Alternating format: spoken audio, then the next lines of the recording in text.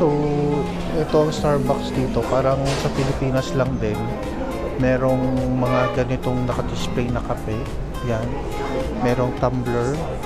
Yan. Kita nyo ba yung tumbler? Yan. Ito yung mga kape. Tapos yung mga drinks. Yan. Display. Ito. Yan. Pero ang nakapag-try na kasi ako noon ng Starbucks dun sa may Pentagon City. Ang usually kasi na ino-order ko is hibiscus or minsan chamomile. Kaya lang doon kasi sa Pentagon City ang available was peach and jasmine. So wala yata silang chamomile or hibiscus. Pero ngayon, tatry natin kung meron sila dito. Ito yung typical na all-day breakfast nila. Ayan. Bacon sausage, may kale and mushroom. Masarap tong kale na to.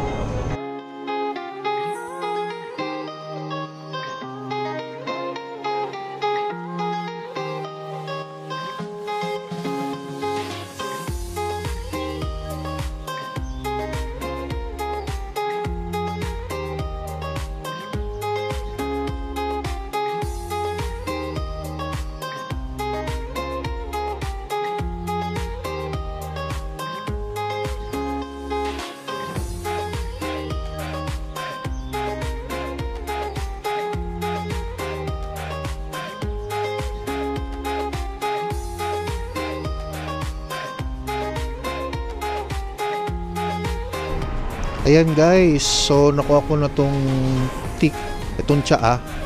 Ang binigay sa akin is yung honey citrus mint. Available talaga dito ang chamomile sa hibiscus. Ito yung mga meron sila. Tapos meron din silang jasmine, pero ito yun na yung nakasanayan kong inumin. Pero sa Pilipinas ay madalas ko in-order talaga is chamomile and hibiscus. It's sunny Friday today. And gusto-gusto ng mga tao na maarawan sila, lalo-lalo na yung mga puti. Kaya makikita nyo ang dami mga tao dito sa labas. Yan. Cheers! Nakuha ko na yung order. Sarap. Lasang-lasa yung peach. Peach citrus minty. Masarap. Saka sabihin ko na rin yung mga nag-like ng link, si Mark Jesner, sila Sir Ed Gamboa, na nakita ko kasi. Thank you sir. Hopefully maayos ang kalagayan nyo ngayon. Sila Ate Erlinda na nasa Philippines, si na Mama Beth na nasa Philippines din. Kamusta kayo? Yung mga kasama natin sa Saudi yan, lalo na sa mga sa mga taga ANE yan, accident and emergency, na minsan lagi kong or madalas kong kinukulit, lalo na pag may mga trauma patients. Parang kailan lang yun, no? Reminiscing Saudi days. Yan, so sa lahat ng mga OFW, maraming salamat, and paki-like, share, and subscribe tong video natin. Saka batiin ko lang din yung family ko sa Quezon. Yan, kamusta kayo? Yung mga kababayan natin dyan sa Quezon. Yan, kamusta? So sana nasa maayos tayong lahat, nakalagayan, and maraming salamat. So continue to like, share, and subscribe tong channel natin. Para naman sa mga marami pa tayong updates, at the same time marami pa tayong virtual tour and food tour or food trip. Food trip. Mga food content na gagawin natin yan. So before I end this one, it's Friday nga pala, it's the Immaculate Conception, kaya nakapag-church ako kanina.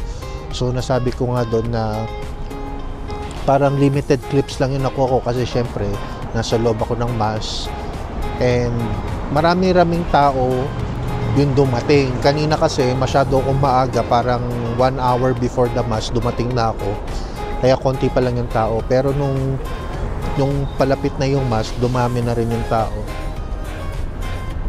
So kasi nga dito naman sa US kasi majority is ang religion dito is Christian eh. Although may mga different sect, pero Christian nation kasi itong US. Yan, so Before I end this one guys, December 8, pista nga ng Immaculate Conception. Tingnan muna natin yung verse of today. Makikita sa Psalms 147 verse 11 of NIV. The Lord delights in those who fear Him, who put their hope in His unfailing love. Yan. So, may times na parang nawawalan tayo ng pag-asa sa buhay or kung ano man yung pain na nararamdaman natin, ibigay lang natin and maniwala lang tayo na may pag-asa dahil hindi naman tayo pinapabayaan ng Diyos. Mahirap ang proseso.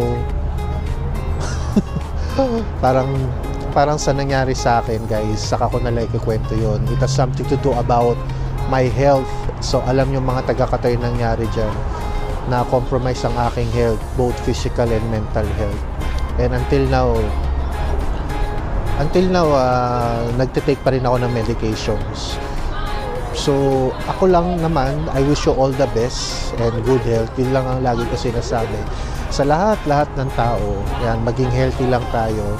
And yun nga, continue to like, share and subscribe itong channel natin para mas maraming update, mas maraming content, food content yan, mas maraming pasyal, and maraming salamat sa inyo. So bye for now and see you later.